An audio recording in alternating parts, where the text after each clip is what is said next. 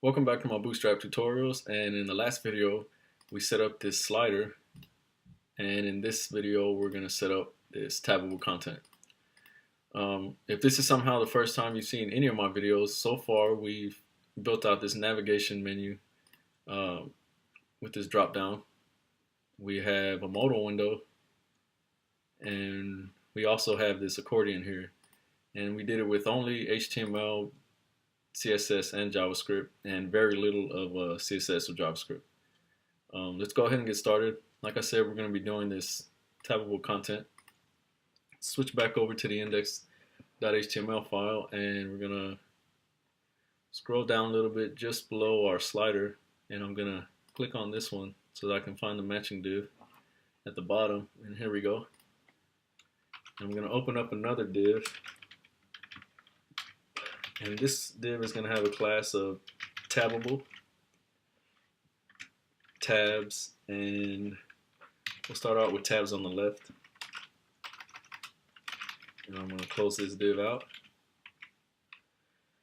And we'll need our actual tabs that will serve as our sort of like a menu. And we'll have to have a class of nav tabs.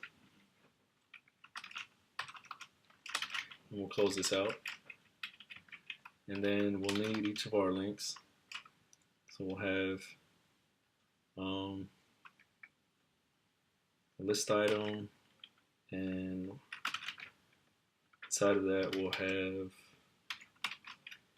linking to our first content, and then we'll need a data toggle, and it's going to be tab. And let's see, I'll call this one HTML/CSS, and I'll close it out. Now I'll close out the list item, not the icon, the list item.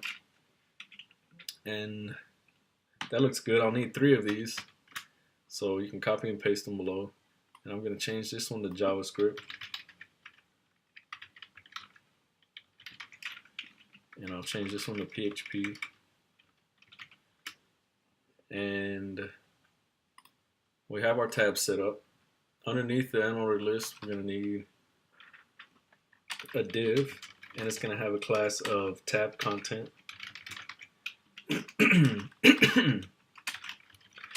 And we're going to need each of our tabs. We're going to have a div with the class of tab-pane, and we're going to give it an ID equal to HTML. And we do this for a very specific reason. This is so we can assign this ID to one of our tabs up here, and we'll go ahead and do that to the first one. So I'll put the hashtag HTML, and this means every time this this tab is clicked, it's going to show our content within this div, one with the ID of HTML. So we have 3 of them, so I have to copy and paste this a couple of times. We named our second one JavaScript, so I'll give this one an ID of JavaScript. We named our third one PHP, so this one will have an ID of PHP. And again, I'll have to put them up here in our anchor tags with its matching content pane. And I'll put one here for PHP. And I'm just going to add a few paragraphs in each one. And I'll put HTML/CSS content. And I'm just going to be lazy again and copy and paste. And then I'll do the same thing under PHP.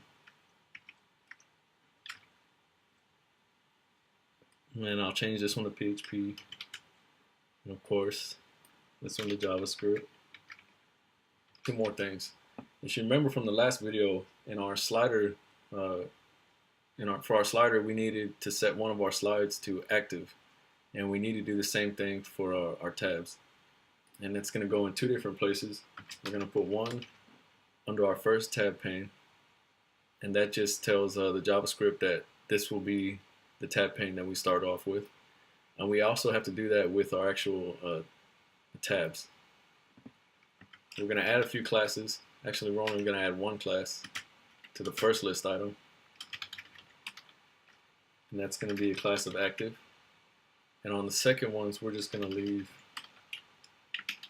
an empty class attribute. So let's go ahead and save this, and we should be ready. I'm going to switch back to my browser and hit the refresh. And there you can see our tabbable content. Each tab has a nice little hover effect to it, and when you select one of it, it'll hide the content from the first one, and it'll show the content for the matching tab. That's going to wrap it up for this video, and almost the entire series. If you've been following along with every single video from the beginning, thank you very much. In our next video, and last one probably, it might be a two-part, I'm not sure yet, we'll add a few finishing touches, like maybe these icons, and we'll go over some things like the block quote. And if you haven't noticed, we haven't checked the responsiveness of this site in a while. And you can see most of our content still scales down all the way down to mobile, even our slider. And I'll show you how to take advantage of some of the responsive features, and that should be pretty fun. Nice way to wrap things up. Again, thanks for watching. Don't forget to subscribe, and that's it.